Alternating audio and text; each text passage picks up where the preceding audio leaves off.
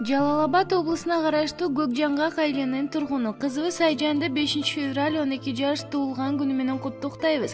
Жарык нур болуп жана бер, бактылуу болуп жашай бер. Жүзүңдө күлкү уялап, кылым жашка толо бер. Ардактуу Айжан, ден соолугуң бекем болуп, өмүрүң узак, көңүлүң куунак, келечегиң кең болсун. Дайыма сени ийгиликтер коштоп жүрсүн.